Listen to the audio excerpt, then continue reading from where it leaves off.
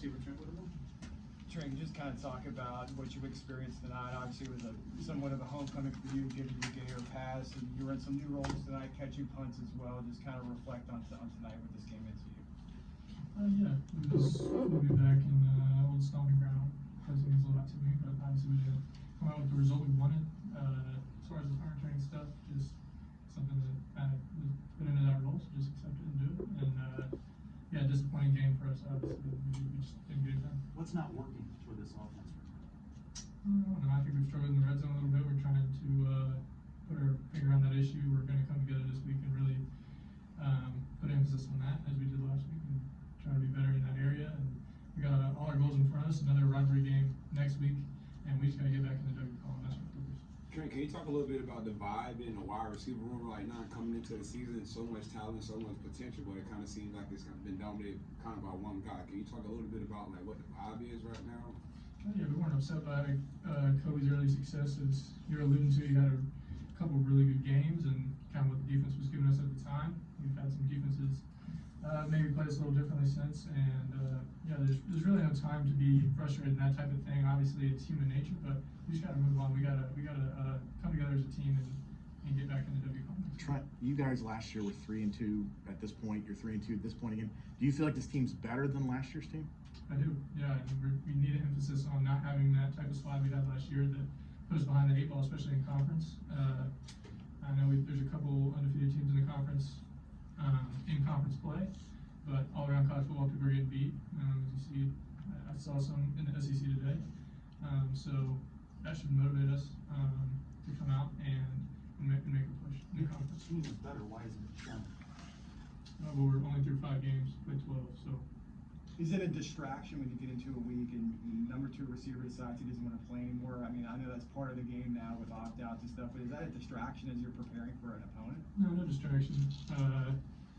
X made a decision for his future. I wish him the best. No distractions. Trent, you eliminated turnovers this week, but you guys were unable to find the end zone until the 4th quarter. What needs to change heading into next week in the red zone? Yeah, we got to be better in the red zone. Statistically, I'm not sure exactly, but we're not ranked high in the red zone, so we just got to fix that. A lot of times, just execution. I know versus Colorado, we just had some execution issues with plays that were there. That's on the players. When we look back at this film, we'll be able to see what our issue was tonight. But yeah, a lot of it's on the players. We're going to take ownership of that and get it done. When did you learn that Nash was opting out? When was it brought? How much did you work throughout the course of the season on punt return and the preseason leading up to this game? Yeah, I've always kind of been like an emergency guy on all teams I've played on since I was even here at Florida. Whenever we learned earlier in the week that was his decision, then I started. I had already been taking some reps, but I started taking all of them. You came in doing punt returns like we mentioned here earlier. From your perspective, how well did special teams adjust? X and now Colton also being hurt. Like, how well did you guys adjust to in this game, in your opinion? Yeah, gotta watch the film, but I think we adjusted decently. I think Grant made 2 field goals, am I right on that? Evan had some nice kickoffs, and then we came after some punts, and I made quick pitches, so I think we adjusted pretty well. So it seems like teams are now stacking the box against you guys, and still kind of no production. Forcing us to pass the ball, still not much production. Like, what could change to make it kind of a little bit better, not so one-sided?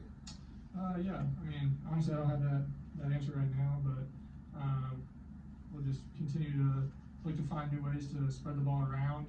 And I know Coach Miles on the staff will do a great job of putting us in a position so that it looks different next week. During the 4th quarter, it didn't seem like you guys had a ton of urgency. It was about 4 minutes left. Was that something that you guys were cognizant of, or were you moving with pace? We just didn't see it on the game clock.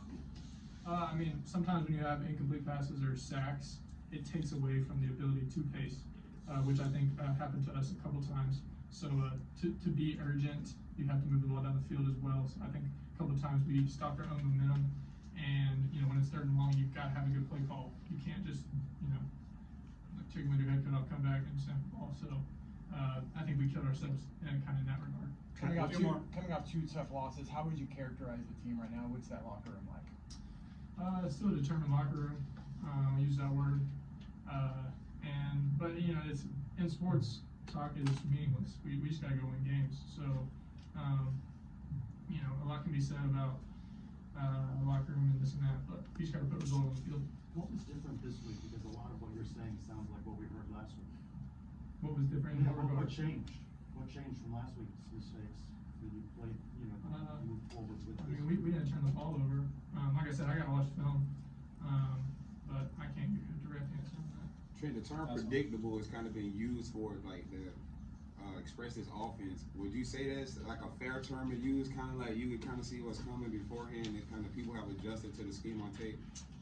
Yeah, maybe. I think a lot of offenses are predictable. It's just, does your predictable play produce? And in certain games this year it has, certain games it hasn't. So as far as being predictable, I think everybody's predictable in a certain way. A lot of it just goes back to execution. All right, thanks, Trent. Thank you all. Thanks, Bud.